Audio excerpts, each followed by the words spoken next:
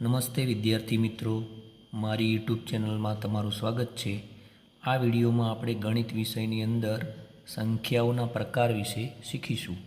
તો વિદ્યાર્થી મિત્રો, સંખ્યાઓને આપણે અલગ અલગ વિભાગમાં ઓળખ કરી શકીએ છીએ। તો તેનો સૌથી પહેલો પ્રકાર છે પ્રાકૃતિક સંખ્યાઓ। તો જે સંખ્યાઓની શરૂઆત 1 થી થાય છે તેને પ્રાકૃતિક સંખ્યાઓ કહે છે। જેમ કે 1, 2, 3, 4, 5, 6 એમ અસંખ્ય સુધી પ્રાકૃતિક સંખ્યાઓ છે। તો સૌથી નાની પ્રાકૃતિક સંખ્યા એ 1 છે।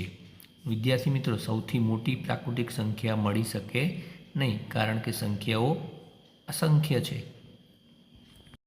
વિદ્યાર્થી મિત્રો, સંખ્યાઓનો બીજો પ્રકાર છે પૂર્ણ સંખ્યાઓ।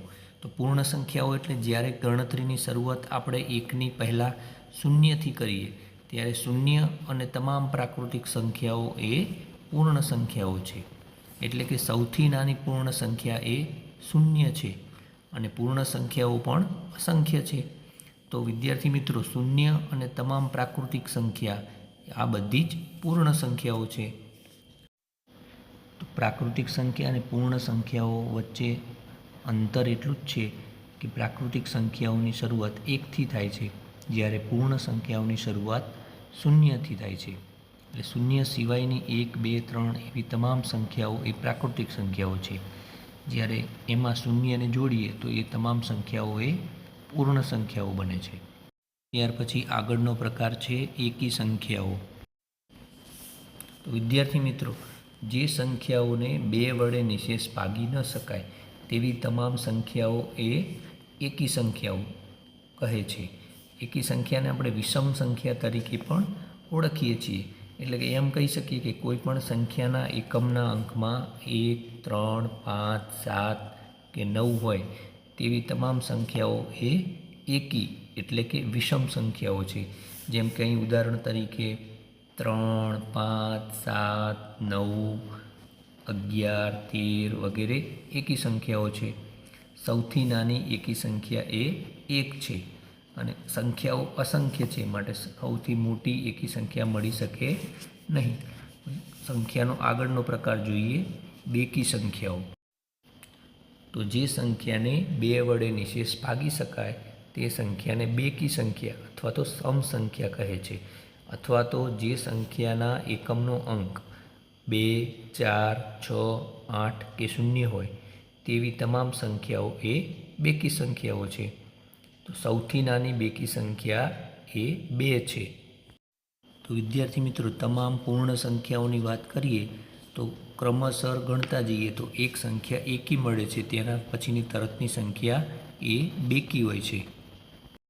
ત્યાર પછી આ તમામ સંખ્યાઓને આપણે બીજા પણ 2 પ્રકારમાં વહેંચી શકીએ છીએ, એટલે કે વિભાજ્ય સંખ્યાઓ અને અવિભાજ્ય સંખ્યાઓ। તો અવિભાજ્ય સંખ્યાઓ કોને કહીએ, ચાલો સમજીએ। તો જે સંખ્યાને 1 અને સંખ્યા પોતે એ સિવાય અન્ય કોઈ સંખ્યા વડે નિશેષ ભાગી ન શકાય તેવી સંખ્યાને અવિભાજ્ય સંખ્યા અથવા તો મૂળ સંખ્યા કહે છે। જેમ કે 2, 3, 5, 7, 11, 13, 17, 19 વગેરે અવિભાજ્ય સંખ્યાઓ છે, કારણ કે આ તમામ સંખ્યાઓને 1 અને સંખ્યા પોતે એના સિવાય અન્ય વડે ભાગ ચાલતો નથી। તો અહીં સૌથી નાની અવિભાજ્ય સંખ્યા એ 2 છે। અને વિદ્યાર્થી મિત્રો, 1 થી 100 વચ્ચે આવી કુલ 25 અવિભાજ્ય સંખ્યાઓ મળે છે। તેના પછીનો એક પ્રકાર છે વિભાજ્ય સંખ્યાઓ। એટલે કે જે સંખ્યાને 1 અને સંખ્યા પોતે એ સિવાય અન્ય કોઈ પણ સંખ્યા વડે નિશેષ ભાગાકાર કરી શકાય તેવી સંખ્યાને વિભાજ્ય સંખ્યા કહે છે। એટલે કે કોઈ પણ સંખ્યા હોય તેને 1 અને સંખ્યા પોતે એના સિવાય પણ અન્ય કોઈ અવયવ હોય તો એ વિભાજ્ય સંખ્યાઓ છે। તો સૌથી નાની વિભાજ્ય સંખ્યા એ 4 છે। તો અહીં 4, 6, 8, 9, 10, 20, 30, 36, 49, 100 આ તમામ સંખ્યાઓ એ વિભાજ્ય સંખ્યાઓ છે। તો 1 થી 100 વચ્ચે 25 સંખ્યાઓ એ અવિભાજ્ય છે, 74 સંખ્યા વિભાજ્ય છે અને બાકીની 1 છે એ અવિભાજ્ય પણ નથી અને વિભાજ્ય પણ નથી, પરંતુ તેને આપણે તટસ્થ સંખ્યા તરીકે ઓળખીએ છીએ। તો વિદ્યાર્થી મિત્રો, આ વિડીયોમાં આપણે સંખ્યાઓના વિવિધ પ્રકારો વિશેની સમજ મેળવી. જો આ વિડીયો તમને ગમ્યો હોય તો તેને લાઈક કરજો, શેર કરજો અને આવા જ અન્ય વિડીયો જોવા માટે ચેનલને સબસ્ક્રાઈબ કરજો. આવજો.